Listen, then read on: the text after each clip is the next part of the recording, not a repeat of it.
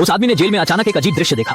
उसने पाया कि कुछ चींटियां कपड़े उठाकर उसकी ओर आ रही थीं। आदमी ने शुरुआत में ध्यान नहीं दिया, पर अचानक वो कपड़े 1000 गुना बड़े हो गए। इसके बाद चींटियां उन कपड़ों में एक उलटी गिनती दिखाने लगी। उसने महसूस किया कि चींटियां उसे बाहर निकालना चाहती थीं, तो उसने जल्दी से वे कपड़े पहन लिए। जैसे ही उलटी गिनती समाप्त हुई और जेल के गार्ड ने कमरे की जांच की, वो आदमी गायब हो चुका था। वास्तव में स्कॉट 1000 गुना छोटा हो गया था और गार्ड की आंखों के सामने से निकल गया था। फिर उसने तेजी से दरवाजे की दरार को पार किया और पुलिस स्टेशन की आखिरी सीढ़ी से कूद गया। जब स्कॉट सोच रहा था कि उसे अब कहां जाना चाहिए, अचानक एक चींटी समूह ने उसे घेर लिया। फिर एक उड़ने वाली चींटी उसके समक्ष उतरी और स्पष्ट निर्विघ्नता से उसे उठाकर आकाश में ले गई, जिससे वह थाने से मुक्त हो सका। परंतु चूंकि पहली बार वह आकाश में उड़ रहा था, उससे वह अनुभवहीनता में नीचे गिर गया। जागने पर वह अपने आप को एक अनोखे घर में पाया और जब उठा तो देखा कि अनेक चींटियां फर्श पर थीं।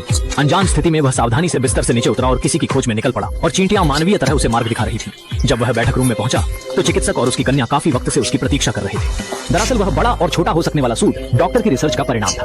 उसने अपनी बेटी को चींटियों को नियंत्रित करके स्कॉट को पुलिस स्टेशन से निकालने को इसलिए कहा था क्योंकि वह उसे दुनिया को बचाने का मिशन देना चाहता था। क्योंकि कई साल पहले उसने एक फॉर्मूला तैयार किया था जिसे उसके शिष्य ने चुरा लिया था। शिष्य ने एक ज्यादा शक्तिशाली रॉयल आर्मर बनाया और उसे हाइड्रा को बेचने की योजना बनाई। यदि वह आर्मर बड़ी मात्रा में उत्पादित किया गया तो दुनिया में जरूर परेशानी खड़ी हो जाएगी।